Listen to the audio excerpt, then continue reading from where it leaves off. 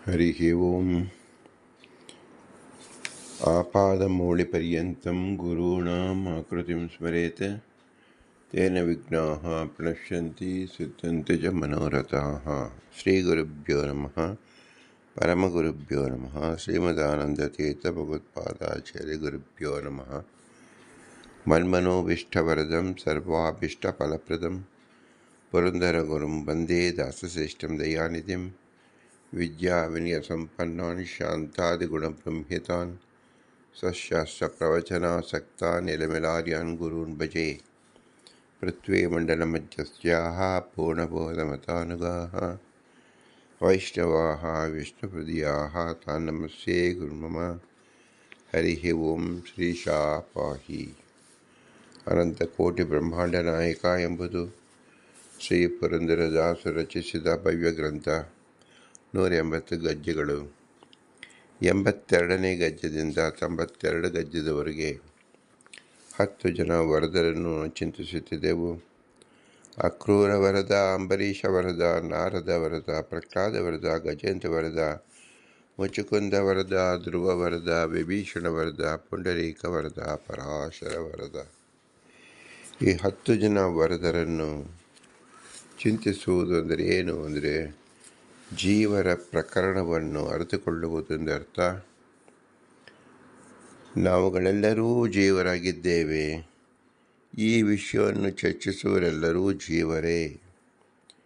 ಇದರಲ್ಲಿ ಯಾವ ತಾರತಮ್ಯವಿಲ್ಲ. ಜೀವರು ತಮ್ಮನ್ನು ತಾವೇ ನೋಡಿಕೊಳ್ಳತಕ್ಕಂಥ ಪ್ರಕರಣಕ್ಕೆ ಜೀವ ಪ್ರಕರಣ ಅಂತ ಹೆಸರು. ಏತಕ್ಕಾಗಿ ತಮ್ಮನ್ನು ತಾವೇ ತಿಳಿದುಕೊಳ್ಳಬೇಕು ಅಂದರೆ, ಒಂದು ಮಗು ಹುಟ್ಟಿದಾಗ ಆ ಮಗುವಿಗೆ ಹೆಸರು ಇರುವುದಿಲ್ಲ. ಅವನನ್ನು ತನ್ನ ಕಡೆ ಗಮನ ಸೆಳೆಯೋಕ್ಕೋಸ್ಕರವಾಗಿ ನಾವು ಏನು ಮಾಡುತ್ತೇವೆ, ನಾಮಕರಣ ಎಂಬ ಸಂಸ್ಕಾರವನ್ನು ಮಾಡುತ್ತೇವೆ. ಅದರ ಮೊದಲು 4-6 ಸಂಸ್ಕಾರಗಳು ಆಗಿರುತ್ತೆ. ಪಂಸವನ ಈ ರೀತಿಯಾಗಿ ಮಗು ಜನನವಾಗುವತ್ತಿಗೆ 4-6 ಸಂಸ್ಕಾರಗಳಾದ ಮೇಲೆ ಜನನವಾಯಿತು, ನಾಮಕರಣ ಪ್ರಾರಂಭವಾಯಿತು. ನಂತರ ಉಳಿದ ಅನೇಕ ಸಂಸ್ಕಾರಗಳು, ಹೀಗೆ ಒಟ್ಟು 16 ಸಂಸ್ಕಾರಗಳು ಜೀವನಿಗೆ, ಪ್ರತಿ ಜೀವನಿಗೆ 16 ಕೋಶಗಳಿಂದ 16 ಬಗೆಯಲ್ಲಿ 16 ರೀತಿಯಿಂದ ನಡೆಯುತ್ತದೆ. ಭಗವಂತನಿಗೆ ಷೋಡಶ ಉಪಚಾರ ಅಂತ ಹೇಳಿದ್ದೀವಿ. ಷೋಡಶ ಉಪಚಾರ ಭಗವಂತನಿಗಾದರೆ ಜೀವರಿಗೆ ಷೋಡಶ ಕಳಾ ಸಂಪೂರ್ಣಗಿರ್ತಾನೆ. ಅಂದರೆ ಕಳ ಅಂದರೆ ದೋಷ, 16 ರೀತಿಯಾದ ದೋಷಗಳಿರುತ್ತದೆ. ಆ ದೋಷ ನಿವಾರಣೆ ಮಾಡುವುದಕ್ಕೋಸ್ಕರವಾಗಿ ಒಂದು ಕರ್ಮವನ್ನು ಮಾಡಬೇಕು. ಅದಕ್ಕೆ ಸಂಸ್ಕಾರ ಅಂತ ಹೆಸರು. ಪ್ರತಿಯೊಂದು ಸಂಸ್ಕಾರವು ಆ ಜೀವರ ಸಾಧನೆಗೆ ಉನ್ನತಿಯನ್ನು, ಮಾರ್ಗವನ್ನು ತೋರಿಸುವಂತಾಗುತ್ತದೆ. ಈಗ ಒಂದು ಮಗು ಹುಟ್ಟಿ ಆ ಮಗುವನ್ನು ತಮ್ಮಡೆ ಅದರ ದೃಷ್ಟಿ ಬೀಳುವಂತೆ ಮಾಡೋಕ್ಕೆ ನಾವು ಮೊದಲಿಗೆ ಏನು ಮಾಡ್ತೀವಿ, ಅದಕ್ಕೆ ಒಂದು ಹೆಸರನ್ನು ಕೊಡುತ್ತೇವೆ. ಅದಕ್ಕೆ ನಾಮಕರಣ ಅಂತ ಹೆಸರು. ಹಾಗಾದರೆ ಆ ನಾಮಕರಣಕ್ಕೂ ಆ ಮಗುವಿಗೆ ಏನು ಸಂಬಂಧ ಇದೆ? ವಸ್ತುಸ್ಥಿತಿಯಲ್ಲಿ ಆ ನಾಮ ಎಂಬತಕ್ಕಂಥದ್ದು ಆ ಜೀವನದಲ್ಲ, ಆ ಮಗುವಿನಲ್ಲ. ಇದು ಇಟ್ಟಿದ್ದು ಮಾತ್ರ. ಇದಕ್ಕೆ ನಾವು ಏನಂತ ಹೇಳ್ತೇವೆ? ವ್ಯವಹಾರ ಅಂತ ಹೇಳ್ತೀವಿ. ನಾವುಗಳು ಪ್ರಪಂಚದಲ್ಲಿ ವ್ಯವಹಾರವನ್ನು ಮಾಡ್ತಾ ಇದ್ದೀವಿ. ವ್ಯವಹಾರ ಅಂದರೆ ಏನರ್ಥ? ನಾವು ವ್ಯಾಪಾರ ಅಂತ ಹೆಸರು. ಯಾವ ಥರ ವ್ಯಾಪಾರ? ವ್ಯಾಪಾರ ಅಂದರೆ ಪದಾರ್ಥವನ್ನು ಕೊಳ್ಳುವುದಕ್ಕೆ ಹಣವನ್ನು ಕೊಡುವುದು, ಪದಾರ್ಥ ಕೊಳ್ಳುವುದಕ್ಕೆ ಸೇವೆಯನ್ನು ಮಾಡುವುದು, ಪದಾರ್ಥವನ್ನು ಕೊಳ್ಳುವುದಕ್ಕೆ ಇನ್ನೊಂದು ಪದಾರ್ಥವನ್ನು ಕೊಳ್ಳುವುದು. ಈ ರೀತಿಯಲ್ಲಿ ವಿನಿಮಯ ಮಾಡಿಕೊಳ್ಳುತ್ತೇವೆ. ಈ ವಿನಿಮಯ ಎಂಬತಕ್ಕಂಥದ್ದು ಒಂದು ಸಂಸ್ಕಾರ ರೂಪವಾಗುತ್ತದೆ. ಪ್ರತಿ ಜೀವರಿಗೆ ವಿನಿಮಯ ಅಂದರೆ ಏನು? ಒಂದು ವಸ್ತುವನ್ನು ಕೊಟ್ಟು ಮತ್ತೊಂದು ವಸ್ತುವನ್ನು ಸ್ವೀಕರಿಸುವುದು. ಹಾಗಾದರೆ ನಾಮಕರಣದಲ್ಲಿ ಏನನ್ನು ಕೊಟ್ಟು ನಾವು ಏನನ್ನು ಸ್ವೀಕರಿಸಿದೆವು? ನಮ್ಮ ತಂದೆ ತಾಯಿಗಳಿಂದ ಬಂದಂಥ ಈ ಜಡಿ ಶರೀರವನ್ನು ಗುರುತಿಸುವುದಕ್ಕೆ ತಂದೆ ತಾಯಿಗಳು ಮತ್ತು ಗುರು ಹಿರಿಯರು ಒಂದು ನಾಮವನ್ನು ಪಾಲಿಸುತ್ತಾರೆ. ಅದಕ್ಕೆ ನಾಮಕರಣ ಅಂತ ಹೆಸರು. ಈ ನಾಮಕರಣ ಯಾತಕ್ಕೋಸ್ಕರ ಮಾಡ್ತಾರೆ ಅಂಥೇಳಿ ಆ ಒಂದು ವಿಶೇಷವಾದ ಸನ್ನಿಧಾನದಲ್ಲಿ ನಾವು ನೋಡಿದಾಗ, ಭಗವಂತ ಮತ್ತು ತತ್ವಾಭಿಮಾನಿ ದೇವತೆಗಳು ಆ ಜಡ ಶರೀರದ ಒಳಗಡೆ ಜೀವನೊಂದಿಗೆ ಸಹಕೃತವಾಗಿ ಚೇಷ್ಟಾಪ್ರದರಾಗುತ್ತಾರೆ. ಕೈ ಅಲ್ಲಾಡಿಸ್ಬೇಕು ಅಂದರೆ ಇಂದ್ರದೇವರು ಬಂದು ತಮ್ಮ ಶಕ್ತಿಯನ್ನು ಕೈ ಅಲ್ಲಾಡಿಸಬೇಕು. ನೋಡಬೇಕು ಅಂದರೆ ಸೂರ್ಯದೇವರು ಬಂದು ಕಣ್ಣನ್ನು ಅರಳಿಸಿ ಪ್ರಕಾಶವನ್ನು ಬೀರಬೇಕು. ವರ್ಣದೇವರು ಬಂದು ಕಿವಿಯಲ್ಲಿ ಶ್ರವಣವನ್ನು ಮಾಡಿಸುವ ಶಕ್ತಿಯನ್ನು ಕೊಡಬೇಕು.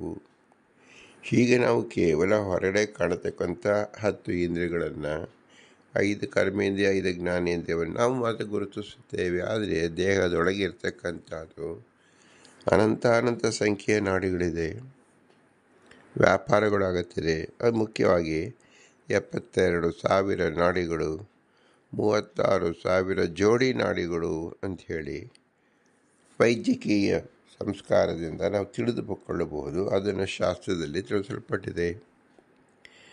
36,000 ನಾಡಿಗಳು ಅಂದರೆ 36,000 ದೇವತೆಗಳು ತಮ್ಮ ಪತಿ ಪತ್ನಿಯರ ಸಮ್ಮಿಳನದಿಂದ ಕೂಡಿದ್ದು ಅಂತ ನಾವು ತಿಳಿಬೇಕು. ಆ 36,000 ಅನ್ನೋದು ಯಾವುದು ಅಂದರೆ, ಪ್ರತಿ ದಿನದಲ್ಲಿ ದಿನ ಮತ್ತು ರಾತ್ರಿ ಎಂಬುದು ಪುರುಷ ವಾಚಕನಾಗಿ ಹಗಲು, ರಾತ್ರಿ ವಾಚಕನಾಗಿ ಸ್ತ್ರೀ. ವಾಯುದೇವರೇ ರತಿ, ಭಾರತೀ ದೇವಿ ಇಬ್ಬರೇ. ಸಾಂಕೇತಿಕವಾಗಿ ರಾತ್ರಿಗೆ ರತಿದೇವಿ ಅಂದರೆ ಭಾರತೀ ದೇವಿ, ಬೆಳಗ್ಗೆ ವಾಯುದೇವರು. ಇವರು ತಮ್ಮ ಹೆಸರನ್ನು ಇಟ್ಟುಕೊಂಡು ಕೆಲಸವನ್ನು ಮಾಡುತ್ತಾರೆ, ಅಂದರೆ ಉಸಿರಾಡಿಸ್ತಾರೆ. ಅದರಿಂದ ನಮಗೆ ದಿನ ಪ್ರಾರಂಭವಾಗುವುದು ವಾಯುದೇವರು ಮತ್ತು ಅವರ ಹೆಂಡತಿ ಭಾರತೀ ದೇವಿಯಿಂದ. ಈ ದಿನ ಪ್ರಾರಂಭವಾಗುವುದು ಯಾವತ್ತೂ ಒಂದು ದಿನವಲ್ಲ. ಮನುಷ್ಯನಿಗೆ ಬ್ರಹ್ಮದೇವರು 100 ವರ್ಷ ಬದುಕು ಎಂದು ವಿಷ್ಣುವಿನ ಆಜ್ಞೆಯಂತೆ ನೇಮನ ಮಾಡುವಾಗ 100 ವರ್ಷಕ್ಕೆ ಎಷ್ಟು ದಿನಗಳು ಬೇಕಾಗುತ್ತದೆ? 36,000 ದಿನಗಳು ಬೇಕಾಗುತ್ತದೆ. ಒಂದು ವರ್ಷಕ್ಕೆ 360 ದಿನ. ಅದನ್ನು 100ಕ್ಕೆ ಭಾಗಿಸಿದಾಗ, ಗುಣಿಸಿದಾಗ 36,000 ಆದ್ದರಿಂದ 36,000 ದಿನಗಳಿಗೆ ದಿನ ಮತ್ತು ಹಗಲು ಎರಡು ಸೇರಿಸಿದಾಗ ಎಷ್ಟಾಗುತ್ತದೆ? 72,000 ಆಗುತ್ತದೆ. ಈ 72,000ಗಳನ್ನು ನಾವು ಪ್ರತಿಯೊಂದು ದಿನ ಒಂದೊಂದು ಗೇಟ್, ಒಂದು ಮೊಸರು ಹಾಲು ನಾವು ಹಿಂದೆ ಕೊಂಡುಕೊಳ್ಳುವಾಗ ನಾವು ಗೋಡೆಯ ಮೇಲೆ ಒಂದು ಗೇಟ್ ಹಾಕ್ತಾಯಿದ್ವು. ಇಷ್ಟು ದಿನ ಈ ತಿಂಗಳಲ್ಲಿ 29 ದಿನ ಕೊಟ್ಟರು, 30 ದಿನ ಕೊಟ್ಟರು, 26 ದಿನ ಕೊಟ್ಟರು ಅಂತ ಹೇಳಿ ನಾವು ಅದು ಎಷ್ಟು ದಿನ ಆಗೋದು? 30 ದಿನ ಆಗೋದು. ಯಾವಾಗ ಆ 30 ದಿನ ಮುಗಿಯಿತೋ ಅದನ್ನು ಅಡ್ಡಗೆರೆ ಹಾಕಿ ಅದಕ್ಕೆ ಬೇಕಾದಂಥ ದುಡ್ಡನ್ನು ಅಥವಾ ಬೇರೆ ದವಸ ಪದಾರ್ಥವನ್ನು ಅಥವಾ ಸೇವೆಯನ್ನು ನಾವು ಪ್ರತಿಯಾಗಿ ಕೊಟ್ಟು ಆ ಸಾಲ ತೀರಿಸ್ಕೊಳ್ತಾ ಇದ್ವು. ಹಾಗೆ ನಮಗೆ ಹುಟ್ಟಂದಿನಿಂದ ನಮಗೆ ಈ ಗೆರೆ ಅನ್ನೋದು ಪ್ರಾರಂಭವಾಗಿದೆ. ಹಗಲಿನ ಗೆರೆ ಒಂದು, ರಾತ್ರಿಯ ಗೆರೆ ಒಂದು. ಈ ಗೆರೆಗಳು ಪ್ರತಿದಿನವೂ ಹಾಕ್ತಾ ಹೋದರೆ ಎಷ್ಟು ಗೆರೆಗಳಾಗತ್ತೆ? 72,000 ಗೆರೆಗಳಾಗುತ್ತದೆ. 72,000 ಗೆರೆಗಳನ್ನು ಒಟ್ಟಿಗೆ ಹಾಕುವುದು ಯಾವ ರೂಪದಲ್ಲಿ? ನಾಡಿ ರೂಪದಲ್ಲೇ ಭಗವಂತ ಹಾಕಿದ್ದಾನೆ. ನಮ್ಮ ಶರೀರದೊಳಗೆ 72,000 ನಾಡಿಗಳನ್ನು ಪ್ರತಿನಿತ್ಯವೂ ಒಂದೊಂದು ಗೇಟಿನಂತೆ ನಾವು ಸ್ಮರಣೆ ಮಾಡಿಕೊಳ್ಳಬೇಕು. ಈ ಮಾಡಿಕೊಳ್ಳುವುದಕ್ಕೋಸ್ಕರವಾಗಿ ಈ ದೇಹವನ್ನು ಗುರುತಿಸುವುದಕ್ಕೆ ಒಂದು ನಾಮವನ್ನು, ಹೆಸರನ್ನು ಕೊಡುತ್ತೇವೆ. ಅದೇ ರಾಮ, ಕೃಷ್ಣ, ಗೋವಿಂದ, ಅಚ್ಯುತ, ಅನಂತ ಪದ್ಮನಾಭ ಮುಂತಾದ ಯಾವುದೇ ಭಗವಂತನ ಹೆಸರುಗಳನ್ನೇ ಕೊಡುತ್ತೇವೆ. ಯಾಕೆ ದೇವರ ಹೆಸರನ್ನೇ ಕೊಡುತ್ತೇವೆ? ಎಲ್ಲ ಹೆಸರು, ಎಲ್ಲ ಶಬ್ದ ಕೇವಲ ಭಗವಂತನದೇ, ಇನ್ನಾರ್ದೂ ಇಲ್ಲ. ಹಾಗಾದರೆ ನಾವು ಭಗವಂತನಿಂದ ತೆಗೆದುಕೊಳ್ಳಬಹುದಾ ಅಂದರೆ, ಪರಮ ಮುಖ್ಯ ವೃತ್ತಿಯಿಂದ ಎಲ್ಲ ಶಬ್ದವು ಭಗವಂತನಲ್ಲಿ, ಮುಖ್ಯವಾಗಿ ದೇವತೆಗಳಿದ್ದರೂ ಸಹ ಅಮುಖ್ಯ ವೃತ್ತಿಯಿಂದ ಜೀವನಲ್ಲಿಯೂ ಸಹ ಸಮಾಕರ್ಷಾತ್ ಅಂದರೆ ಅವರು ಇಲ್ಲಿ ವಾಸ ಮಾಡುವುದರಿಂದ, ಅವರದೇ ಇದು ಮನೆಯಾದ್ದರಿಂದ ಆ ಹೆಸರುಗಳಲ್ಲಿ ನಾವು ಇಲ್ಲಿ ನಮೂದಿಸಿಕೊಳ್ಳುತ್ತೇವೆ. ಉದಾಹರಣೆಗೆ, ವೈಕುಂಠದಲ್ಲಿ ವಾಸ ಮಾಡುವ ಭಗವಂತ ಭೂಲೋಕಕ್ಕೆ ಬಂದಾಗ, ಎಲ್ಲರ ಶರೀರದಲ್ಲಿ ವಾಸ ಮಾಡಿಕೊಂಡಾಗ ಅದೇ ವೈಕುಂಠಪತಿ ಅಂತಲೇ ಹೇಳಬೇಕು. ಹಾಗೆ ಪ್ರತಿಯೊಬ್ಬರ ಮನೆಗಳಲ್ಲಿ ಭಗವಂತನ ಪ್ರತಿಮೆ ಇಟ್ಟಾಗ ನಾವು ಏನು ಹೇಳ್ತೇವೆ? ವೈಕುಂಠಪತಿ ಅಂತಲೇ ಹೇಳಬೇಕು. ಹಾಗೆ ನಮ್ಮ ಶರೀರದಲ್ಲಿ ಭಗವಂತ ವಾಸ ಮಾಡೋದರಿಂದ ಭಗವಂತನ ಮೂಲ ಹೆಸರು ಏನಿದೆ, ವೈಕುಂಠದಲ್ಲಿ ವಾಸ ಮಾಡುವಾಗ ವೈಕುಂಠಪತಿ, ಇಡೀ ಭೂಮಂಡಲದಲ್ಲಿ ವಾಸಿಸುವ ವೈಕುಂಠಪತಿ ನಮ್ಮ ಬಿಂಬನಾಗಿ ಈ ಶರೀರದಲ್ಲಿ ವಾಸನಾಗಿದ್ದಾನೆ ವೈಕುಂಠಪತಿ. ಹೀಗೆ ಪರಮ ಮುಖ್ಯ ವೃತ್ತಿಯಿಂದ ಭಗವಂತನಾದ ವೈಕುಂಠಪತಿ, ಅಮುಖ್ಯ ವೃತ್ತಿಯಿಂದ ತತ್ವಾಭಿಮಾನಿ ದೇವತೆಗಳ ಜೊತೆಯಲ್ಲಿ ಅಂದರೆ ವಿಶ್ವದಲ್ಲಿ ಸಕಲ ಚೇತನ ಜಡಾತ್ಮಕ ಪ್ರಪಂಚದಲ್ಲಿ ಮಿಳಿತರಾಗಿ ಅದು ಒಳಗಡೆ ಪ್ರವೇಶ ಮಾಡಿರುವ ವೈಕುಂಠಪತಿ, ಅವರಲ್ಲಿ ಒಬ್ಬರಾದ ನಾವು ನಮ್ಮಲ್ಲಿ ಪ್ರವೇಶ ಮಾಡಿರತಕ್ಕಂಥ ನಮ್ಮ ಬಿಂಬರೂಪ ವೈಕುಂಠಪತಿ. ಇದು ಲಕ್ಷಣವಾಚ ಆಯಿತು.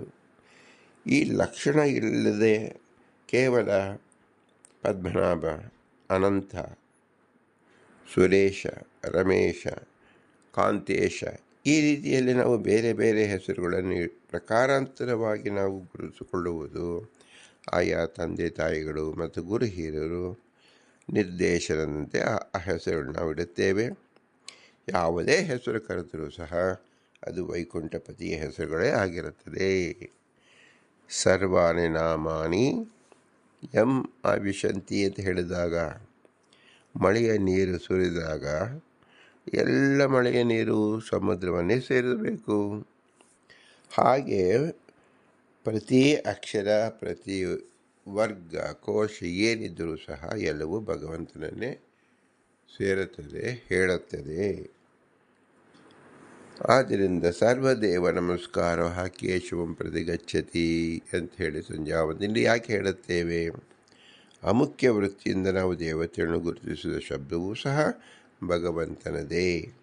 ಹಾಗೆ ಮೂಲ ರೂಪವಾಗಿ ತಿಳಿತಕ್ಕಂಥ ವಿಷ್ಣುವಿನ ಶಬ್ದ ಯಾವುದು ಅಂದರೆ, ವಿಷ್ಣು ಸಹಸ್ರನಾಮದಲ್ಲಿ ವಿಶ್ವಂ ವಿಷ್ಣುವ ಷಟ್ಕಾರ ಭೂತಭವ್ಯ ಭವತ್ಪ್ರಭು. ಈ ರೀತಿಯಲ್ಲಿ 1000 ಶಬ್ದಗಳಿಂದ ವಿಷ್ಣು ಸಹಸ್ರನಾಮದಲ್ಲಿ ಇದೆ. ಅನಂತ ಶಬ್ದ ಅಜಿತಾದಿ ರೂಪಗಳಲ್ಲಿದೆ. ಕೇಶವಾದಿ 24 ಇದೆ ಮತ್ತು ದಶರೂಪಗಳಿದೆ. ಆದ್ದರಿಂದ ಪರಮಾತ್ಮನೇ ಸತತ ಏಕರೂಪಿಣೆ, ದಶಸಹಸ್ರರೂಪಿಣೆ, ಅನಂತರೂಪಿಣೆ ಸಮಸ್ತ ಚಿತ್ತನವೇ ನಮೋ ನಮಃ ಅಂತೇಳಿ ಸುಮಧ್ವ ವಿಜಯಕಾರ್ಯರು ತಿಳಿಸಿಕೊಟ್ಟಿದ್ದಾರೆ. ಹೀಗೆ ಇಷ್ಟು ಅನಂತ ರೂಪಗಳಿಂದ ಭಗವಂತ ವ್ಯಕ್ತನಾಗುತ್ತಾನೆ. ಅದನ್ನು ವ್ಯವಹಾರಕ್ಕೆ ನಾವು ಸಮಾಕರ್ಷ ನಿಯಮದಿಂದ ನಮ್ಮಲ್ಲಿ ಆರೋಪ ಮಾಡಿಕೊಳ್ಳುತ್ತೇವೆ. ಏಕೆಂದರೆ ಜೀವನ ವಸ್ತುಸ್ಥಿತಿಯಲ್ಲಿ ಅವನನ್ನು ಯಾವ ಹೆಸರಿಂದ ಕರೆಯಬೇಕು, ಅವನದು ಎಂಬತಕ್ಕಂಥ ಹೆಸರು ಇಲ್ಲ. ಆದ್ದರಿಂದ ಭಗವಂತನ ಹೆಸರನ್ನೇ ನಾವು ಇಟ್ಟು ವ್ಯವಹಾರ ಮಾಡುತ್ತೇವೆ. ನಾವು ಈಗ ಏನನ್ನು ಹೇಳಕ್ಕೆ ಹೊರಟಿದ್ದೇವೆ ಅಂದರೆ, ಜೀವನದಲ್ಲಿ ನಾವು ಯಾವುದೇ ಶಬ್ದದಲ್ಲಿ ಗುರುತಿಸಿಕೊಳ್ಳುವುದು ಅದು ಭಗವಂತನ ನಾಮಧೇಯವಾಗಿದೆ. ಅಷ್ಟೇ ಅಲ್ಲ, ಜೀವ ಬೆಳಗ್ಗೆ ಆದಾಗ ಏಳುತ್ತಾನೆ, ಸಂಜೆಯಾಗಲು ಮಲಗುತ್ತಾನೆ. ಅಂದರೆ ಪ್ರತಿ ಜೀವನಲ್ಲಿ ಅವಸ್ಥಾ ಭೇದವನ್ನು ನಾವು ನೋಡ್ತಾ ಇದ್ದೀವಿ. ಈ ಅವಸ್ಥಾ ಭೇದಗಳನ್ನು ನೋಡುವಾಗ ಈ 36,000 ಅಥವಾ 72,000 ನಾವು 3 ಅವಸ್ಥೆಯಲ್ಲಿ ನಾವು ನೋಡಬೇಕು. ಹಾಗಾದರೆ 3 ಅವಸ್ಥೆಗಳು ಯಾತಕ್ಕೋಸ್ಕರ ಬಂತು? ಭಗವಂತ ಕೊಟ್ಟಿದ್ದಾರೆ. ಹಾಗಾದರೆ ಭಗವಂತನನ್ನು ನಾವು ತಿಳಿಯಬೇಕು ಅಂದರೆ ಅವನ ತಾರತಮ್ಯದಿಂದಲೇ ತಿಳಿಯಬೇಕು. ಈ ತಾರತಮ್ಯ ತಿಳಿಯುವಾಗ ವಿಲಕ್ಷಣವಾದ ಗುಣವನ್ನು ಭಗವಂತನಲ್ಲಿ ಇದೆ, ಜೀವರಲ್ಲಿ ಇಲ್ಲ ಎಂಬತಕ್ಕಂಥದ್ದೇ ತಾರತಮ್ಯ ಭಾವನೆ. ಜೀವರಲ್ಲಿ ಪರಸ್ಪರ ಭಿನ್ನರಾಗಿದ್ದಾರೆ ಎಂದು ತಿಳಿಯುವುದು ಭೇದ. ಈ ಭೇದ ಎಂಬತಕ್ಕಂಥದ್ದು ಜೀವಾಹ ಗಣ ಹರೇರ ಅನುಚರಾಹ, ಭಗವಂತನ ಅನುಚರರಾದ್ದರಿಂದ ಭಗವಂತನ ಹೆಸರುಗಳನ್ನೇ ಸಕಲ ಜೀವರು ಗ್ರಹಿಸುತ್ತಾರೆ. ಅವ್ರ ಮೂಲಕವಾಗಿ ನಾವು ತಿಳಿದುಕೊಳ್ಳುತ್ತೇವೆ ಅಂತ ಅರ್ಥ. ಒಬ್ಬ ನಾಯಕರಿದ್ದಾಗ ನಾಯಕರನ್ನು ಸಹಕರಿಸ್ತಕ್ಕಂಥವರು ಎಲ್ಲರನ್ನೂ ಸಹ ನಾಯಕನ ಹೆಸರಿನಿಂದಲೇ, ಅವನ ಗುಂಪಿನಿಂದಲೇ, ಇಂತಹ ಗುಂಪಿನಿಂದ ಸೇರಿದವರು, ಬಿಳಿ ವರ್ಣಕ್ಕೆ ಸೇರಿದವರು, ಕೆಂಪು ವರ್ಣಕ್ಕೆ ಸೇರಿದವರು, ಹಸಿರು ವರ್ಣಕ್ಕೆ ಸೇರಿದವರು ಅಂತ ಹೇಗೆ ನಾವು ನಾಯಕರ ವರ್ಣವನ್ನು ಹೇಳುತ್ತೇವೆಯೋ ಹಾಗೆ ಸಕಲ ಜೀವರಿಗೂ ನಾಯಕನಾಗಿರ್ತಕ್ಕಂಥವನು ಭಗವಂತ. ದೇವತೆಗಳಿಗೂ ನಾಯಕ ಭಗವಂತ, ಮನುಷ್ಯರಿಗೂ ನಾಯಕ ಭಗವಂತ, ದೈತ್ಯರಿಗೂ ನಾಯಕ ಭಗವಂತ. ಆದ್ದರಿಂದ ಈ ನಾಯಕನನ್ನೇ ಗುರುತಿಸಿಕೊಂಡು ಜೀವರನ್ನು ನಾವು ಲೆಕ್ಕದಲ್ಲಿ ಕಾಣುತ್ತೇವೆ. ಈ ಭಗವಂತನನ್ನು ಈ ರೀತಿ ನೋಡೋದ್ರಿಂದ ಭಗವಂತನ ತಾರತಮ್ಯ ಜೀವನ ಸಮಕಾಕ್ಷದಲ್ಲಿ ಎಂದು ನೋಡಲು ಸಾಧ್ಯವಿಲ್ಲ. ಇದು ಯಾವ ಗುಣವೂ ಸಹ ಜೀವನದಲ್ಲಿ ಕಾಣೋಕ್ಕೆ ಸಾಧ್ಯವೇ ಇಲ್ಲ. ಇದು ಕೇವಲ ಭಗವಂತನಿರ್ತಕ್ಕಂಥದ್ದು. ಈ ರೀತಿಯಾಗಿ ನಾವು ತಿಳಿಯುವುದೇ ನಿಜವಾದ ಭಗವಂತನ ಗುಣವನ್ನು ತಿಳಿತಕ್ಕಂಥದ್ದು ತಾರತಮ್ಯ ಜ್ಞಾನ ಎಂದು ಹೆಸರು. ಆದ್ದರಿಂದ ಪ್ರಕೃತ ಈ ಜೀವನ ತಾರತಮ್ಯ ವಿಷಯದಲ್ಲಿ ಒಂದು ಮಹತ್ತಾದ ವಿಷಯವನ್ನು ನಾವು ತಿಳಿಯಬೇಕು. ಏನು ಅಂದರೆ ಭಗವಂತ ಮನುಷ್ಯರ ಯಾವ ಅವಸ್ಥೆಗಳಿಗೆ ಪ್ರೇರಕರಾಗಿದ್ದಾನೆ. ಜಾಗೃತ ಸ್ವಪ್ನಾದಿ ಪ್ರೇರಕತ್ವ ಭಗವಂತನಿಗೆ. ನಾವು ಪ್ರೇರಕತ್ವ ಅಂತ ಹೇಳಿದಾಗ ಭಗವಂತನಿಗೆ ಜಾಗೃತ ಸ್ವಪ್ನಾದಿ ಅವಸ್ಥೆ ಅಂತಕ್ಕಂಥದ್ದು ಸ್ವಪ್ನ ಅಂಥದ್ದು ಇಲ್ಲವೇ ಇಲ್ಲ. ಜಾಗೃತ ಅವಸ್ಥೆ ಅಂತಕ್ಕ ನಾವು ಹೇಳ್ತಕ್ಕಂಥ ಜಾಗೃತ ಅವಸ್ಥೆ ಅಂತಕ್ಕಂಥದ್ದು ಪ್ರಾಕೃತವಾದದ್ದು. ಅಪ್ರಾಕೃತವಾದದ್ದು ಸಕಲ ಜೀವರು ಛಿದ್ರೂಪರಾದ್ರಿಂದ ಸದಾ ಪ್ರಾಕೃತರೇ, ಸದಾ ಜಾಗೃತರೇ. ಬಂಧಕರಾಗಿರ್ತಕ್ಕಂಥ ಲಿಂಗಶರಿ ಅಂತ ಉಕ್ತವಾಗಿರ್ತಕ್ಕಂಥವ್ರಿಗೆ ಮಾತ್ರ 3 ಅವಸ್ಥೆಗಳು ನಾವು ಹೇಳಬೇಕು. ಅದು ಜಾಗೃತಾವಸ್ಥೆ, ಸ್ವಪ್ನಾವಸ್ಥೆ ಮತ್ತು ನಿದ್ರಾವಸ್ಥೆ ಮತ್ತು ಸುಷುಪ್ತಾವಸ್ಥೆ ಎಂದು. ಪರಮಾತ್ಮನಿಗೆ ಜಾಗೃತ ಸ್ವಪ್ನಾದಿ ಪ್ರೇರಕತ್ವ ಕೂಡುವುದಿಲ್ಲ ಕಾರಣಾಂತರದಿಂದಲೇ. ನಗಾರಿ ಜಾಗಟೆ ಇತ್ಯಾದಿ ಶಬ್ದದಿಂದಲೇ ಸ್ವಪ್ನದಿಂದಾಗಿ ಹೇಳುತ್ತಾನೆ. ಪರಮಾತ್ಮನ ಅವಶ್ಯಕತೆ ಇಲ್ಲ. ಆದ ಕಾರಣ ಸರ್ವ ಪ್ರೇರಕ ಪರಮಾತ್ಮನಿಗಿಲ್ಲ ಅಂತ ನಾವು ತಿಳ್ಕೊತೀವಿ. ನಾವು ಮಲ್ಕೋತೀವಿ, ನಮಗೆ ಶ್ರಮ ಆಯಿತು, ಆದ್ದರಿಂದ ನಮಗೆ ನಿದ್ದೆ ಬಂತು. ನಮಗೆ ಹಸಿವಾಯಿತು, ನಾವು ಊಟ ಮಾಡಿದೆವು. ಊಟ ಸಾಕೆನಿಸಿತು, ಮಲಗಿದೆವು. ಎಲ್ಲವೂ ಸಹ ನಮ್ಮಲ್ಲಿ ಆರೋಪಣೆ ಮಾಡಿಕೊಡ್ತಾ ಇದ್ದೇವೆ. ಈ ಹಸಿವೆ ಆಯಿತು, ಯಾರಿಂದ ಆಯಿತು? ಹಸಿವು ನಮಗೆ ಬೇಕಾದ ಏನು ಅಲ್ಲ. ಆಯಾಸ ನಮಗೆ ಇಷ್ಟವೇನು ಇಲ್ಲ. ಹಸಿವೆ ಮತ್ತು ಆಯಾಸ ನಮಗೆ ಇಷ್ಟವಲ್ಲದನ್ನು ತುಂಬಿಸಿದವರು ಯಾರು? ನಮಗೆ ಹಸಿವೆಯೇ ಆಗದಿದ್ದಲ್ಲಿ ಊಟ ನಮಗೆ ಮಾಡುತ್ತಿದ್ದೇವೇನೋ ಇಲ್ಲ. ಆಯಾಸವೇ ಆಗುತ್ತಿರಲಿಲ್ಲವೆಂದರೆ ನಿದ್ರೆಗೆ ನಾವು ಶರಣಾಗುತ್ತಿದ್ದೇವೇನೋ? ಇಲ್ಲ. ಆದ್ದರಿಂದ ಈ ಎರಡು ಅವಸ್ಥೆಯನ್ನು ನಾವು ನೋಡಿದಾಗ ನಮ್ಮ ಸ್ವಯಂ ಪ್ರೇರಣೆಯಿಂದ ಹಸಿವು ಆಗುತ್ತಿಲ್ಲ. ಅದು ನಿವಾರಣೆಗೆ ನಾವು ಪ್ರಯತ್ನ ಮಾಡುತ್ತಿದ್ದೇವೆ, ಊಟ ಮಾಡುತ್ತೇವೆ, ಅದು ನಿವಾರಣೆ ಮಾಡಿಕೊಳ್ತಾ ಇದ್ದೇವೆ. ಆಯಾಸವಾಗುವುದು ಅಷ್ಟೇ, ನಮಗೆ ನಾವೇ ಮಾಡಿಕೊಳ್ಳುತ್ತಿಲ್ಲ. ಆದರೆ ಅದರ ಪರಿಹಾರಕ್ಕೋಸ್ಕರವಾಗಿ ನಾವು ನಿದ್ರಿಸುತ್ತೇವೆ. ಇದೆರಡು ಗೊತ್ತಿದೆ. ಇದೆರಡು ನಾವು ಮಾಡೋದರಿಂದ ನಾವು ಏನು ತಿಳಿಯಬೇಕು? ಇದು ಯಾವ ಜೀವರು ಇದನ್ನು ನಿಯಮನ ಮಾಡುತ್ತಿಲ್ಲ. ನನ್ನ ಹಸಿವೆಯನ್ನು ನಿಯಮನ ಮಾಡತಕ್ಕಂಥವರು ಯಾರು? ಬೇರೊಬ್ಬ ವ್ಯಕ್ತಿ ಅಲ್ಲ. ಯಾಕೆ? ಅವನಲ್ಲೂ ಹಸಿವೆ ಇದೆ, ಆಯಾಸವಿದೆ. ಹೀಗೆ ಪ್ರಪಂಚದ ಯಾವ ಜೀವಗಳನ್ನು ನಾವು ನೋಡಿದರೂ ಸಹ ಅವರಲ್ಲಿ ಹಸಿವೆ ಇದೆ, ಆಯಾಸವಿದೆ. ಆದ್ದರಿಂದ ಅವರಲ್ಲೇ ಇರತಕ್ಕಂಥ ನ್ಯೂನತೆಯನ್ನು ಬೇರೆಯವರಲ್ಲಿ ಹೇಗೆ ತಾನೇ ಕೊಡೋಕ್ಕೆ ಸಾಧ್ಯ? ಆದ್ದರಿಂದ ಯಾವ ಜೀವರು ಇನ್ನೊಬ್ಬ ಜೀವರನ್ನು ನಿಯಮನ ಮಾಡೋಕ್ಕೆ ಸಾಧ್ಯವಿಲ್ಲ. ಹಾಗಾದರೆ ಯಾರು ನಿಯಮನ ಮಾಡುತ್ತಾರೆ ಅಂದರೆ ಕೇವಲ ಭಗವಂತ ಮಾಡುತ್ತಾನೆ. ಇದು ಪರಿಶೇಷ ಪ್ರಮಾಣ ಅಂತ ಹೆಸರು. ಎಲ್ಲರೂ ಸಕಲ ಚೇತನರು ಅಂತ ನಾವು ತಿಳ್ಕೊಂಡು ನಾವು ತಾರತಮ್ಯವನ್ನು ತಿಳಿದುಕೊಳ್ಳೋಕ್ಕೆ ಹೊರಟಿದ್ದೇವೆ. ಭಗವಂತನೂ ಚೇತನ, ಜೀವರೂ ಚೇತನ ಅಂದುಕೊಂಡಾಗ ತಾರತಮ್ಯ ಮೊಟ್ಟ ಮೊದಲಿಗೆ ತಿಳಿತಕ್ಕಂಥದ್ದು ಏನು? ಭಗವಂತನೆಂಬ ಉತ್ಕೃಷ್ಟವಾದ ಶ್ರೇಷ್ಠವಾದ ಚೇತನದ ಅಡಿಯಲ್ಲಿ ಸಕಲ ಚೇತನರೆಂಬ ಚೇತನ, ಸಕಲ ಜೀವರೆಂಬ ಚೇತನ ಆಶ್ರಯವನ್ನು ಹೊಂದಿದೆ. ಆಶ್ರಯವನ್ನು ಹೊಂದಿದೆ ಎಂದು ಏನರ್ಥ? ಎಲ್ಲರೂ ಭಗವಂತನ ಅಧೀನದಲ್ಲಿದ್ದಾರೆ. ಅಧೀನದಲ್ಲಿದ್ದಾರೆ ಅಂದೇನರ್ಥ? ಭಗವಂತ ಕೊಟ್ಟಂಥ ಆಯಾಸವನ್ನು ತೆಗೆದುಕೊಳ್ಳಬೇಕು, ಭಗವಂತ ಕೊಟ್ಟಂಥ ನಿದ್ರೆಯನ್ನು ತೆಗೆದುಕೊಳ್ಳಬೇಕು.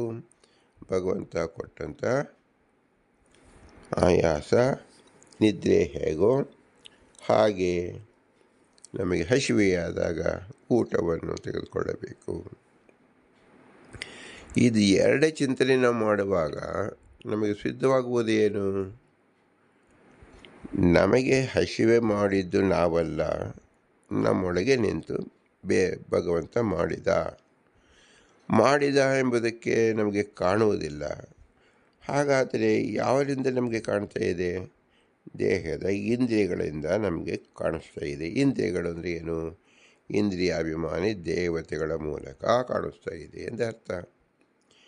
ಆದ್ದರಿಂದ ನಮಗೆ ಹಸಿವಾಯಿತು, ಎಲ್ಲಾಯಿತು? ಕಿವಿಯಲ್ಲಾಯಿತು, ಕಣ್ಣಲ್ಲಾಯಿತು, ತಲೆಯಲ್ಲಾಯಿತು, ಕಾಲಲ್ಲಾಯಿತು ಅಂತ ಕೇಳಿದರೆ ಹೊಟ್ಟೆಯಲ್ಲಾಯಿತು ಅಂತ ಹೇಳ್ತೇವೆ. ಹಾಗಾದರೆ ಹೊಟ್ಟೆಯಲ್ಲಿ ಇದ್ದು ಹೊಟ್ಟೆ ಖಾಲಿ ಮಾಡಿದ್ದು ಯಾರು?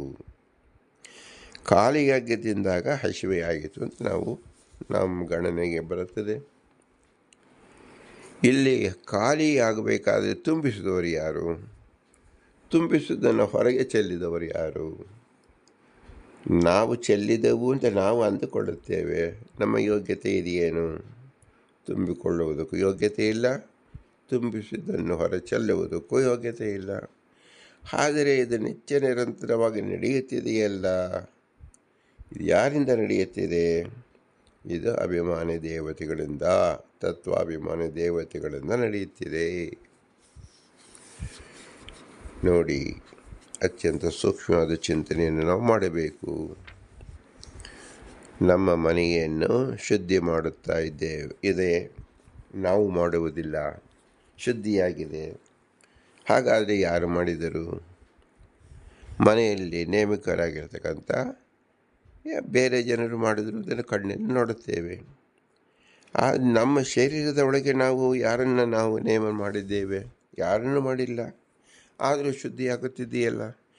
ಇದರ ಅರ್ಥವೇನು?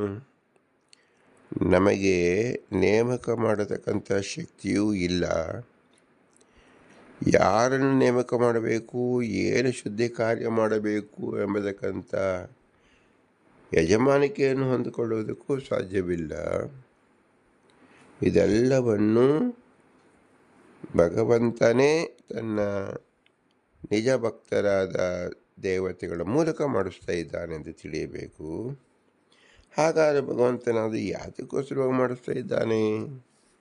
ಅದು ಮೂಲಭೂತವಾದ ಪ್ರಶ್ನೆ. ಪ್ರತಿಯೊಬ್ಬ ಜೀವರು ತಮ್ಮ ಮನಸ್ಸಿನಲ್ಲಿ ಅನಾದಿ ಕಾಮಕರ್ಮಗಳನ್ನು ಇಚ್ಛೆ, ತಾನು ಅರಮನೆಯಲ್ಲಿ ವಾಸ ಮಾಡಬೇಕು, ತನಗೆ ಇಷ್ಟು ಜನ ಪರಿವಾರವಿರಬೇಕು, ಇಷ್ಟು ದೇಶವನ್ನು ನಾನು ಸ್ವಾಮಿತ್ವ ಹೊಂದಬೇಕು, ನಾನು ಇಷ್ಟು ಪೋಷಾಕಗಳು ಧರಿಸಿಕೊಳ್ಳಬೇಕು, ನಾನು ಇಷ್ಟು ದೇಶವನ್ನು ಸುತ್ತಾಡಬೇಕು ಎಂಬ ಬಗೆಯಾದ ಕಲ್ಪನೆಗಳು ಯಾವ ಒಬ್ಬ ಪುರುಷ ಲಿಂಗ ಶರೀರದಲ್ಲಿದ್ದಾಗಲೇ ಅಂದುಕೊಂಡಿರುತ್ತಾನೆ. ಇದಕ್ಕೆ ಕಾಮನೆಗಳು ಅಂತ ಹೆಸರು. ಇದು ಎಷ್ಟು ಕಾಮನೆಗಳಿದೆ? ಅನಂತ ರಾಶಿಗಳಿದೆ. ಯಾಕಂದರೆ ಒಂದು ಮನಸ್ಸು ಎಂಬತಕ್ಕಂಥದ್ದನ್ನು ಎಷ್ಟು ಬಯಸುತ್ತೆ, ಬಯಸುವುದಕ್ಕೆ ಯಾವ ರೆಸ್ಟ್ರಿಕ್ಷನ್ ಅಂದರೆ ಅಡೆತಡೆಗಳು ಇಲ್ಲದೇ ಇರೋದ್ರಿಂದ ಒಬ್ಬ ಸಣ್ಣ ಮನಸ್ಸು, ಸಣ್ಣ ವ್ಯಕ್ತಿ ಇರತಕ್ಕಂಥ ಮನಸ್ಸು ಇಡೀ ವಿಶ್ವವನ್ನೇ ಸುತ್ತಾಡಿ ಬರುತ್ತಾ ಇರುತ್ತದೆ. ಇಡೀ ವಿಶ್ವವೇ ತನ್ನದಾಗಬೇಕೆಂದು ಬಯಸುತ್ತದೆ. ಇರೋದು ಒಂದೇ ವಿಶ್ವವಲ್ಲ, ಎಷ್ಟು ವಿಶ್ವ, ಎಲ್ಲರೂ ಅದೇ ಬಯಸಿದರೆ ಹೇಗೆ ಕೊಡುವುದು? ಇದು ಯಾವ ಜೀವರು ಚಿಂತಿಸುವುದಿಲ್ಲ. ಅವರ ಬಯಕೆ ಮಾತ್ರ ಬರುತ್ತಾ ಇರುತ್ತದೆ. ಈ ಬಯಕೆಗಳು ಹೇಗೆ ಇದಕ್ಕೆ ಮೂಲ ಯಾವುದು? ಆ ಬಯಕೆಗಳು ಆಯಾ ಜೀವರ ಯೋಗ್ಯತಾ. ನನಗೆ ಸಿಹಿ ಪದಾರ್ಥ ಏಕೆ ಇಷ್ಟ, ಇನ್ನೊಬ್ಬರಿಗೆ ಖಾರ ಪದಾರ್ಥ ಏಕೆ ಇಷ್ಟ, ಇನ್ನೊಬ್ಬರಿಗೆ ಹುಳಿ ಏಕೆ ಇಷ್ಟ ಅಂತ ಕೇಳಿದರೆ ಏನು ಉತ್ತರ? ಇಷ್ಟ ಎಂಬತಕ್ಕಂಥದ್ದು ಪ್ರಶ್ನಾರ್ಥಕವಲ್ಲ. ಇಷ್ಟ ಎಂಬತಕ್ಕಂಥದ್ದು ಸ್ವರತ ಸುಂದರತ್ವಂ ಸುಖಂ ಎಂಬತಕ್ಕಂಥದ್ದು ಹೇಗೋ, ಇಷ್ಟ ಎಂಬತಕ್ಕಂಥದ್ದು ಇನ್ನೊಬ್ಬರ ಬಲಾತ್ಕಾರದಿಂದ ನಾವು ತುಂಬಿಸಿಕೊಂಡಿದ್ದಲ್ಲ. ಇದು ನನ್ನ ಇಚ್ಛೆ. ಇಚ್ಛೆ ಎಂಬುದು ಏನು? ಸತ್ತಾ ಪ್ರವೃತ್ತಿ ಪ್ರಮಿತಿಯಲ್ಲಿ ಬರತಕ್ಕಂಥದ್ದು ಇಚ್ಛಾ, ಆಸೆ. ಈ ಆಸೆಗಳು ಆ ಎಲ್ಲ ಜೀವರಿಗೂ ಬರೋದ್ರಿಂದ, ಭಿನ್ನ ಭಿನ್ನ ಆಸೆಗಳಿರೋದ್ರಿಂದ ಭಗವಂತ ಏನು ಮಾಡ್ತಾನೆ, ಎಲ್ಲರ ಆಸೆಯನ್ನು ಪ್ರಕಟ ಮಾಡೋದಕ್ಕೋಸ್ಕರವಾಗಿ ಸೃಷ್ಟಿಕಾಲದಲ್ಲಿ ಅವರ ಆಸೆಗೆ ಅನುಗುಣವಾಗಿ ದೇಹಗಳನ್ನು ಜೋಡಿಸುತ್ತಾನೆ. ದೇಹಗಳು ಎಂಬುದೆಂದ್ರೇನು? ಇದು ಒಂದು ಯಂತ್ರ. ಈ ಯಂತ್ರದೊಳಗೆ ಆ ಜೀವನನ್ನು ಕೂಡಿಸುತ್ತಾನೆ. ನಾನು ತಿರುಪತಿಗೆ ಹೋಗಬೇಕು ಎಂದರೆ ಒಂದು ವಾಹನವನ್ನು ನಾವು ಸಿದ್ಧ ಮಾಡಿಕೊಳ್ಳುತ್ತೇವೆ. ಅದು ಬಸ್ ಇರಬಹುದು, ಕಾರ್ ಇರಬಹುದು. ಅಂದರೆ ಈ ಬಸ್ಸು ನಾವು ಹೋಗುವಿಕೆಗೆ ಗೋಚರವಾಗಿ ಸಿದ್ಧವಾದದ್ದು ಆ ಬಸ್ಸು. ನಮಗೆ ಕಣ್ಣು ಮುಚ್ಚಿಕೊಂಡು ಅಷ್ಟೊಂದು ಹಣವನ್ನು ಕೊಟ್ಟು ತಿರುಪತಿಗೆ ಹೋಗುತ್ತೇವೆ. ಆದರೆ ಇದು ಪೂರ್ವಕವಾಗಿ ಭಗವಂತ ಆ ಬಸ್ಸನ್ನು ಸೃಷ್ಟಿಸಿದ್ದಾನೆ. ನಾವು ಆ ಕಾಲಕ್ಕೆ ಇಷ್ಟು ಹಣವನ್ನು ಕೊಟ್ಟು ಇದೇ ಜಾಗದಲ್ಲಿ ಕುಳಿತು ಪ್ರಯಾಣ ಮಾಡಬೇಕು ಎಂಬತಕ್ಕಂಥದ್ದು ಅತ್ಯಂತ ಕಟ್ಟುನಿಟ್ಟಾಗಿ ನಿಶ್ಚಯವಾಗಿ ಭಗವಂತ ಪ್ರೇರಿಸಿರುತ್ತಾನೆ. ಅದು ದೇವತೆಗಳ ಮೂಲಕ ಕಾರ್ಯ ನಡೆದಿರುತ್ತದೆ. ನಮ್ಮ ಬೆಳಕಿಗೆ ಬರುವುದು ಯಾವಾಗ? ನಮ್ಮ ಅಡ್ವಾನ್ಸ್ ಬುಕಿಂಗ್ ಕನ್ಫರ್ಮೇಷನ್ ಆಯಿತು ಅಂದಾಗ. ಅಂದರೆ ನಮ್ಮ ಅಡ್ವಾನ್ಸ್ ಬುಕಿಂಗ್ ಕನ್ಫರ್ಮೇಷನ್ ಹಿಂದೆಯೇ 108 ಕಾರ್ಯಗಳು ಆಗಿರುತ್ತದೆ. ನಂತರ ಸಾವಿರಾರು ಕಾರ್ಯಗಳು ನಾವು ನೋಡುತ್ತೇವೆ. ಹೀಗೆ ಜೀವನದ ಪ್ರತಿ ಕ್ಷಣದಲ್ಲೂ ಸಹ ನಮ್ಮ ಕರ್ಮಾನುಸಾರವಾಗಿಯೇ ನಮ್ಮ ಹಿಂದಿನ ಇಚ್ಛಾ, ಅದೇ ಕಾಮ ಮತ್ತು ಕರ್ಮ ಅಂತ ಹೆಸರು, ನಮ್ಮ ಇಚ್ಛೆಗೆ ಅನುಗುಣವಾಗಿಯೇ ಈ ಯಂತ್ರವನ್ನು, ಅಂದರೆ ಮನುಷ್ಯ ಶರೀರವಾಗಲಿ, ಪಶು ಶರೀರವಾಗಲಿ, ಮರ ಗಿಡಗಳ ಶರೀರವಾಗಲಿ, ಹೀಗೆ 84 ಲಕ್ಷ ಯೋನಿಗಳಲ್ಲಿರತಕ್ಕಂಥ ಶರೀರವೇನಿದೆ, ಈ ಶರೀರದಲ್ಲಿ ಆ ಜೀವನನ್ನು ಭಗವಂತ ಕೂಡಿಸುತ್ತಾನೆ. ಕೂಡಿಸಿದಾಗ ಆಯಾ ಯಂತ್ರಕ್ಕೆ ಬ್ರೇಕ್ ಹೇಗೆ ಕೊಡುತ್ತೇವೆಯೋ, ಡೈಲಿ ಮೇಂಟೆನೆನ್ಸ್ ಅಂತ ಹೇಗೆ ಮಾಡುತ್ತೇವೆಯೋ, ಹಾಗೆ ಅದಕ್ಕೆ ಅವಸ್ಥಾ 3 ಶಿಫ್ಟ್ 2 ಶಿಫ್ಟ್ ಅಂತ ಹೇಳ್ತೀವಿ. ಹಾಗೆಯೇ ಮನುಷ್ಯ ಅಂತ ಇದ್ದಾಗ ಅದಕ್ಕೆ 3 ಶಿಫ್ಟ್. ಅಂದರೆ ವ್ಯಾಪಾರ ಮಾಡ್ತಿದ್ದಾಗ ಅದಕ್ಕೆ ಜಾಗೃತ ಅವಸ್ಥೆ ಅಂತ ಹೆಸರು. ಯಾವಾಗ ಜಾಗೃತ ಅವಸ್ಥೆಯಲ್ಲಿದ್ದು ಸ್ವಪ್ನಾವಸ್ಥೆ, ಜಾಗೃತ ಅವಸ್ಥೆ, ಸುಷುಪ್ತಾವಸ್ಥೆ ಎಂದು, ಹೀಗೆ ಜಾಗೃತ ಅವಸ್ಥೆ, ಸ್ವಪ್ನಾದಿ ವ್ಯವಸ್ಥೆ ಅಂದರೆ 3 ವ್ಯವಸ್ಥೆಗಳು ಮುಖ್ಯವಾಗಿ ನಾವು ತಿಳಿಯಬೇಕು. ನಿದ್ರಾವಸ್ಥೆ ಮತ್ತು ಜಾಗೃತ ಅವಸ್ಥೆ ಅಂತ ಮೇಲೆ ಕಾಣುತ್ತದೆ. ನಿದ್ರೆಯಲ್ಲೇ ನಾವು 3 ನಾವು ನೋಡುತ್ತೇವೆ. ಒಂದು ನಿದ್ರಾವಸ್ಥೆ, ಇನ್ನೊಂದು ಸ್ವಪ್ನಾವಸ್ಥೆ, ಇನ್ನೊಂದು ಸುಷುಪ್ತಾವಸ್ಥೆ. ಹಾಗೆ ಪ್ರಾಕೃತದಲ್ಲಿ ನೋಡುವಾಗ ಸುಮ್ಮನೆ ಕುಳಿತು ಕೇಳುವುದು, ಸುಮ್ಮನೆ ಕುಳಿತು ನೋಡುವುದು, ಸುಮ್ಮನೆ ಕುಳಿತು ಮಾಡುವುದು, ಊಟ ಮಾಡುವುದು, ತಯಾರು ಮಾಡುವುದು, ಓದುವುದು, ಕೇಳುವುದು, ಹೀಗೆ ನಾವು ನೋಡ್ತಾ ಹೋದರೆ ಪ್ರಾಕೃತದಲ್ಲಿ ನಮಗೆ ಅನಂತ ಕ್ರಿಯೆಗಳು ಎಲ್ಲರಿಗೂ ಪರಿಚಯವೇ ಆಗಿದೆ. ರಾತ್ರಿಯಲ್ಲಿ ನಿದ್ರೆ ಕಾಲದಲ್ಲಿ ನಮಗೆ ಪರಿಚಯವಿಲ್ಲ. ಅದನ್ನು ಶಾಸ್ತ್ರ ಸ್ಪಷ್ಟವಾಗಿ ತಿಳಿಸ್ಕೊಡ್ತಾ ಇದೆ. ನಿದ್ರೆಯಾಗುವುದು ನಮ್ಮ ಅಧೀನದಲ್ಲಿ ಅಲ್ಲ, ಭಗವಂತ ಮಾಡುತ್ತಾ ಇದ್ದಾನೆ. ನಿದ್ರೆಯ ಮಧ್ಯದಲ್ಲಿ ಸ್ವಪ್ನವನ್ನು ತೋರಿಸುತ್ತಾನೆ. ಸ್ವಪ್ನವಾದ ಮೇಲೆ ಸುಷುಪ್ತಾವಸ್ಥೆಯನ್ನು ಹೊಂದಿಸುತ್ತಾನೆ. ಇದನ್ನು ಶಾಸ್ತ್ರೀಯವಾಗಿ ಸರ್ವಾವಸ್ಥಾ ಪ್ರೇರಕಸ್ಯ ಎಂದು ಅಣುಭಾಷ್ಯದಲ್ಲಿ ಶ್ರೀಮದಾನಂದ ತೀರ್ಥರು ತಿಳಿಸಿಕೊಟ್ಟಿದ್ದಾರೆ.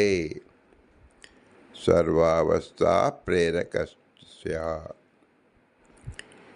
ಇದನ್ನು ಬ್ರಹ್ಮಸೂತ್ರ ಭಾಷ್ಯದಲ್ಲಿ ಸಂಜೆ ಸೃಷ್ಟಿರಾಹಾಹಿ ಎಂಬುದರಲ್ಲಿ ಪ್ರತಿ ಜೀವರು ನಿದ್ದೆ ಯಾಕೆ ಮಾಡುತ್ತಾರೆ? ಆಯಾಸ ಪರಿಹಾರ. ಆಯಾಸ ಯಾಕೆ ಬಂತು? ಅವರ ಇಚ್ಛೆಯನ್ನು ಪೂರ್ಣ ಮಾಡುವುದಕ್ಕೆ. ಇಚ್ಛೆ ಯಾಕೆ ಬಂತು? ಅಲ್ಲಿ ಪ್ರಶ್ನೆ ಉದ್ಭವಿಸುವುದಿಲ್ಲ. ಅದು ನಿಮ್ಮನ್ನು ನೀವು ಕೇಳಿಕೊಳ್ಳಿ. ನೀವು ತಾನೇ ಇಚ್ಛೆ ಮಾಡಿದ್ದು. ಆ ಇಚ್ಛೆಯ ಪೂರಕವಾಗಿ ಈ ಯಂತ್ರದಲ್ಲಿ ಭಗವಂತನಿಟ್ಟಿದ್ದಾರೆ. ಯಂತ್ರದ ನೇಮಕವಾಗಿ ಆಯಾಸವಾಗುತ್ತದೆ. ಆಯಾಸವಾದಾಗ ಆಹಾರ ಅದಕ್ಕೆ ಕೊಡಬೇಕಾಗುತ್ತದೆ. ಇದು ಒಂದು ಸೈಕಲ್. ಇದನ್ನು ಸಂಜೆಯ ಸೃಷ್ಟಿರಾಹಾಹಿ ಎಂಬುದರಿಂದ ಸಕಲ ಜೀವರಲ್ಲಿ ಉಂಟಾಗತಕ್ಕಂಥ ನಿದ್ರಾವಸ್ಥೆಯನ್ನು ವಿವರಿಸಿದೆ. ಜಾಗೃತ್ ಸ್ವಪ್ನ ಸುಷುಪ್ತಾದ ಸರ್ವಾವಸ್ಥಾ ಪ್ರೇರಕ ಹರಿಯೇ, ಇನ್ನಾರು ಅಲ್ಲ ಎಂಬತಕ್ಕಂಥದ್ದನ್ನು ನಾವು ಮೊಟ್ಟ ಮೊದಲಿಗೆ ಈಗ ತಿಳಿದುಕೊಳ್ಳೋಣ. ಇದು ಯಾವ ಜೀವರು ಮಾಡುತ್ತಿದ್ದಾರೆ? ನಾವು ಬೇರೆ ಜೀವನನ್ನು ಮಾಡುವುದು ಬೇಡ. ನೀವು ಮಾಡಿಕೊಡ್ತಾ ಇದ್ದೀರೇನೋ? ಇಲ್ಲ. ಯಾವ ಜೀವನು ತನ್ನ ನಿದ್ದೆಯನ್ನು ತಾನು ಮಾಡಿಕೊಳ್ಳುತ್ತಿಲ್ಲ, ತನ್ನ ಹಸಿವನ್ನು ತಾನು ಮಾಡಿಕೊಳ್ಳುತ್ತಿಲ್ಲ. ಹಸಿವೆಯಾದರೆ ಪರಿಹಾರ ರೂಪವಾಗಿ ಊಟ ಮಾಡುತ್ತಾನೆ, ಆಯಾಸವಾದರೆ ಪರಿಹಾರ ರೂಪವಾಗಿ ನಿದ್ರಿಸುತ್ತಾನೆ. ಅಷ್ಟೇ ಹೊರತು ನಿದ್ರೆ ಕೊಟ್ಟವರು ಯಾರು? ಆಯಾಸ ಪರಿಹಾರ ಮಾಡಿದವರು ಯಾರು? ಈ ಯಾರು ಎಂಬ ಶಬ್ದಗಳನ್ನು ನಾವು ಕೇಳುವಾಗ ಪರರ ಅಧೀನದಲ್ಲಿ ನಾವಿದ್ದೇವೆ ಎನ್ನುವುದು ಸೂಚಿಸುತ್ತದೆ. ಈ ಪರ ಅಧೀನ ಎಂಬುದಕ್ಕಂತೆ ಪರ ಅದು ಶ್ರೇಷ್ಠ, ಅವನ ಅಧೀನ ಎಂಬತಕ್ಕಂಥದ್ದೇ ನಾವು ಅನುಚರರು ಅಂತ ಹೇಳುವುದು. ಇದನ್ನೇ ನಾವು ಮುಖ್ಯವಾಗಿ ಪರ ಮತ್ತು ಅನುಚರರು ಈ ಶಬ್ದ ಉಪಯೋಗಿಸಿಕೊಂಡು ಅನಂತ ಜೀವರಿದ್ದಾರೆ. ಜೀವಾ ಅನಂತಗಣ ಹರೇರನುಚರಾಹ ಎಂಬುದರಿಂದ ಅನಂತ ಜೀವರಲ್ಲಿ ಎಲ್ಲ ಜೀವರು ಸಹ ಭಗವಂತನ ಅಧೀನದಲ್ಲಿದ್ದಾರೆ ಅಂತ ತಿಳಿಯುವುದಕ್ಕೆ ಬಿಂಬ ಪ್ರತಿಬಿಂಬ ಭಾವವನ್ನು ನಾವು ಚಿಂತಿಸಿದೆವು. ಎಲ್ಲರೂ ಬಿಂಬನ ಅಧೀನ. ಅನಂತ ಬಿಂಬರಿದ್ದು ಅನಂತ ಪ್ರತಿಬಿಂಬರಿದ್ದಾರೆ ಎಂಬತಕ್ಕಂಥ ಲಾಜಿಕ್ ನ್ಯಾಯ ಸರಿ ಹೊಂದುವುದಿಲ್ಲ. ಏಕೆಂದರೆ ಆ ಬಿಂಬರಲ್ಲೇ ವೈಪರೀತ್ಯವಾಗಿ ಸಾಮರಸ್ಯ ಇಲ್ಲದೆ ಹೋಗಬೇಕಾಗಿತ್ತು. ಆದ್ದರಿಂದ ನಾಯಕ ಸ್ವತಂತ್ರ ಅಂದರೆ ಒಬ್ಬನೇ ಇರಬೇಕು. ಅದನ್ನು ನಾವು ಹಿಂದೆ ಚಿಂತಿಸಿದೆವು. ಆದ್ದರಿಂದ ಭಗವಂತೊಬ್ಬನೇ ಹರಿಯೇ ಸರ್ವೋತ್ತಮ, ಅವನೇ ಏಕ ಏವ, ಅವನೇ ಸರ್ವರಿಗೂ ಬಿಂಬ. ದೇವತೆಗಳಿಗೂ ಅವನೇ ಬಿಂಬ, ದೈತ್ಯರಿಗೂ ಅವನೇ ಬಿಂಬ, ಮನುಷ್ಯರಿಗೂ ಅದೇ ಬಿಂಬ. ಈ ಬಿಂಬ ಪ್ರತಿಬಿಂಬ ಭಾವವನ್ನು ಬಿಂಬನನ್ನು ಪರಿಚಯ ಮಾಡಿಕೊಳ್ಳುವುದಕ್ಕೋಸ್ಕರವಾಗಿ ಸರ್ವಾವಸ್ಥಾ ಪ್ರೇರಕತ್ವ ಎಂಬತಕ್ಕಂಥದ್ದು ಬಿಂಬನ ಲಕ್ಷಣವೆಂದು ನಾವು ಅರಿತಾಗ ಬಿಂಬನನ್ನು ಪ್ರತಿಬಿಂಬನೊಂದಿಗೆ ನಾವು ತಾರತಮ್ಯದಲ್ಲಿ ಜೋಡಿಸುವುದಕ್ಕೆ ಸಾಧ್ಯವಿಲ್ಲ ಎಂಬುದನ್ನು ಚೆನ್ನಾಗಿ ಮನಸ್ಸಲ್ಲಿ ಖಚಿತ ಮಾಡಿಕೊಳ್ಳಬೇಕು. ಇನ್ನು ಮುಂದೆ ಮೂರು ಅವಸ್ಥೆಗಳನ್ನು ಭಗವಂತ ಯಾಕೆ ಮಾಡುತ್ತಿದ್ದಾನೆ ಎಂಬುದಕ್ಕೆ ನಮ್ಮ ಪ್ರಶ್ನೆಗೆ ಉತ್ತರ ಸಿಕ್ಕಿತು. ಹೇಗೆ ಮಾಡುತ್ತಾನೆ ಎಂಬುದನ್ನು ಕಿಂಚಿತ್ ವಿಶೇಷವಾಗಿ ನಾವು ತಿಳಿದುಕೊಳ್ಳಬೇಕು. ಏಕೆಂದರೆ ನಾವು ಪ್ರತಿನಿತ್ಯ ಅನುಭವಿಸುತ್ತಿದ್ದೇವೆ. ಹಾಗಾದರೆ ಇದಕ್ಕೆ ಕೊನೆಯಲ್ಲಿ ಎಂಬ ಯಾರಿಗಾದರೂ ಅನಿಸಿದರೆ ಆ ಕೊನೆಯನ್ನು ತೋರಿಸೋದಕ್ಕೋಸ್ಕರವಾಗಿ ಶಾಸ್ತ್ರ ನಮಗೆ ಸಹಾಯ ಮಾಡುತ್ತದೆ. ಅದೇ ಬಿಂಬೋಪಾಸನೆ ಎಂದು ಹೆಸರು. ನಮ್ಮ ಬಿಂಬೋಪಾಸನೆ ಯಾತಕ್ಕೋಸ್ಕರ ಮಾಡ್ತಿದ್ದೀವಿ? ಈ ಮನುಷ್ಯ ಜನ್ಮದಲ್ಲಿ ಬಂದಿರತಕ್ಕಂಥ ಈ ಬಂಧನದಲ್ಲಿರ್ತಕ್ಕಂಥದ್ದನ್ನು ಕೊನೆಗಾಣಿಸು. ಬೇಡಿಯನ್ನು ಹಾಕಿದೆಯಾ, ಬೇಡಿಯನ್ನು ತೆಗೆ ಎಂಬ ಪ್ರಾರ್ಥನೆಯೇ ಬಿಂಬೋಪಾಸನೆ.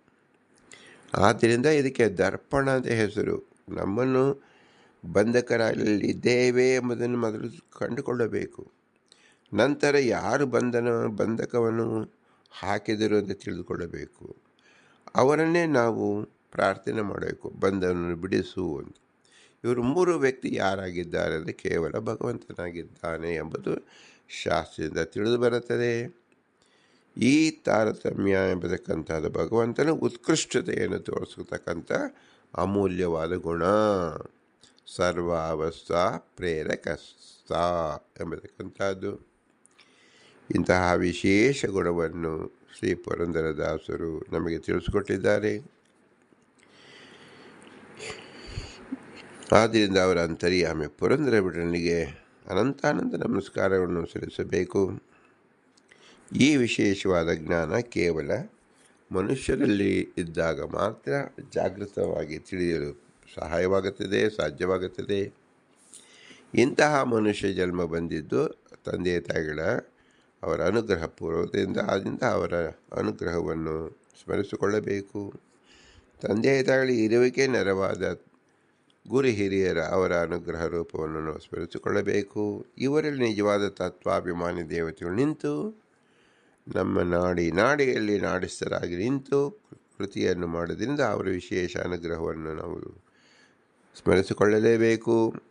ವಾಯುದೇವರು ಭಗವಂತನ ವಿಶೇಷ ಆಜ್ಞೆಯಿಂದ ಎಲ್ಲ ದೇವತೆಗಳಲ್ಲಿಯೂ ಎಲ್ಲ ಜೀವರಲ್ಲಿಯೂ ನಿಂತು ಕೆಲಸವನ್ನು ಮಾಡಿದ್ದರಿಂದ ಅವರು ಜೀವೋತ್ತಮನಾಗಿದ್ದಾರೆ. ಅವರ ಶ್ರೇಷ್ಠತೆಯನ್ನು ನಾವು ಸ್ಮರಿಸಿಕೊಳ್ಳಬೇಕು. ಆದರೆ ಇವರೆಲ್ಲರೂ ಅಸ್ವತಂತ್ರರು. ಸ್ವತಂತ್ರರಾದ ಭಗವಂತ ಲಕ್ಷ್ಮೀನಾರಾಯಣ ಮಾತ್ರ. ಅವನೇ ನಮ್ಮ ಬಿಂಬರೂಪ.